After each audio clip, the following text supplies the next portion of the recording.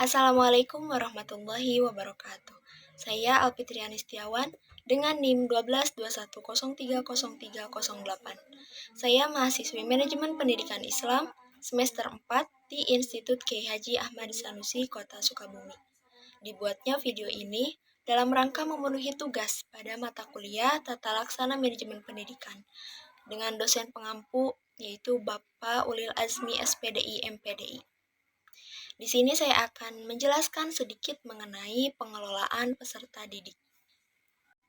Sebelum membahas lebih jauh, mari kita pahami terlebih dahulu pengertian dari pengelolaan peserta didik. Pengelolaan peserta didik menurut Hendayat Sutopo dan Wasti Sumanto di tahun 1982, pengelolaan peserta didik adalah suatu penataan atau pengaturan segala aktivitas yang berkaitan dengan peserta didik, yaitu dari mulai masuknya peserta didik sampai keluarnya peserta didik dari lembaga tersebut. Nah, pengelolaan peserta didik ini berguna dalam membantu tumbuh kembang peserta didik melalui pendidikan pada suatu sekolah atau lembaga pendidikan lainnya. Lalu yang kedua, yaitu mengenai ruang lingkup pengelolaan peserta didik. Berdasarkan penjelasan Sudrajat dalam Rifai tahun 2019, secara umum, ruang lingkup manajemen peserta didik sedikitnya memiliki 4 tugas utama yang harus diperhatikan. Apa saja tugas utama itu? Yang pertama, perencanaan peserta didik. Meliputi apa saja? Meliputi kebutuhan peserta didik, rekrutmen peserta didik, seleksi peserta didik, orientasi peserta didik, dan penempatan peserta didik. Dan yang terakhir yaitu pencatatan dan pelaporan mengenai peserta didik. Yang kedua ada pembinaan peserta didik. Meliputi apa saja? Meliputi perencanaan peserta didik, yang meliputi layanan bimbingan dan konseling, layanan perpustakaan, layanan kantin, layanan kesehatan, layanan transportasi, dan layanan asrama. Nah, semua layanan tersebut tersedia untuk penunjangan pengelolaan peserta didik. Yang ketiga yaitu evaluasi peserta didik, meliputi program remedial dan program pengayaan. Evaluasi kegiatan dilakukan untuk melihat perkembangan peserta didik yang melalui pengamatan, wawancara, maupun tes. Lalu yang keempat yaitu mutasi peserta didik. Mutasi di sini adalah perpindahan peserta didik dari suatu lembaga pendidikan ke lembaga pendidikan lainnya. Ini dikemukakan oleh Alwi, Ramdhani, Suhani, Safira, dan Herma tahun 2018. Materi yang selanjutnya yaitu prinsip pengelolaan peserta didik. Yang pertama yaitu pengelolaan peserta didik dipandang komprehensif dari pengelolaan sekolah yang mendukung tujuan pengelolaan secara keseluruhan. Yang kedua, dari prinsip-prinsip pengelolaan peserta didik itu, yang kedua yaitu seluruh aktivitas pengelolaan harus sesuai dengan tujuan pendidikan. Yang ketiga yaitu kegiatan peserta didik hendaknya dapat mempersatukan setiap peserta didik yang memiliki background yang beragam.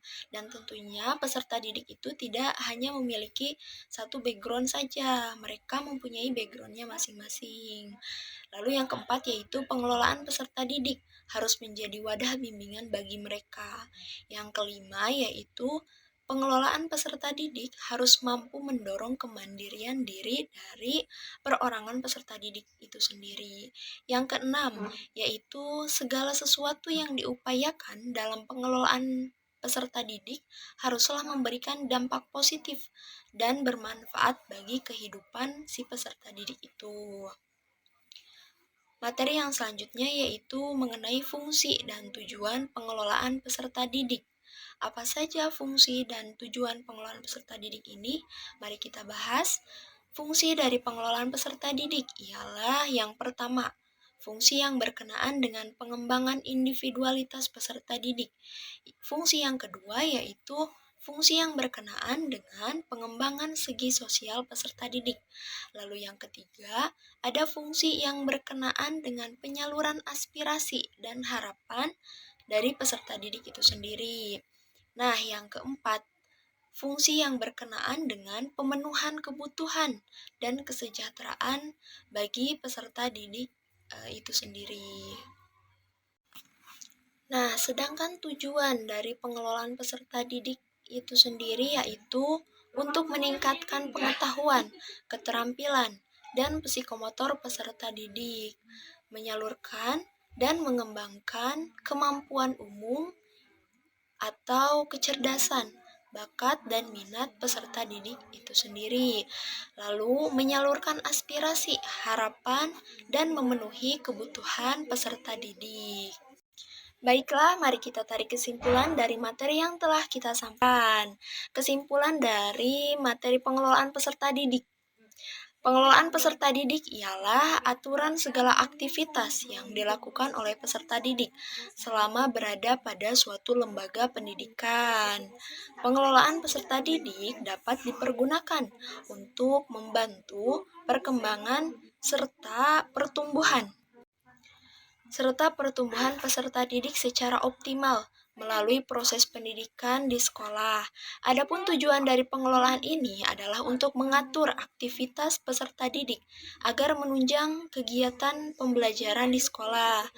Mengenai fungsi pengelolaan peserta didik adalah agar peserta didik dapat mengembangkan diri secara maksimal pada suatu lembaga pendidikan. Mungkin cukup sekian yang dapat saya sampaikan, kurang lebihnya mohon dimaafkan. Wabillahi taufiq wal hidayah. Wassalamualaikum warahmatullahi wabarakatuh.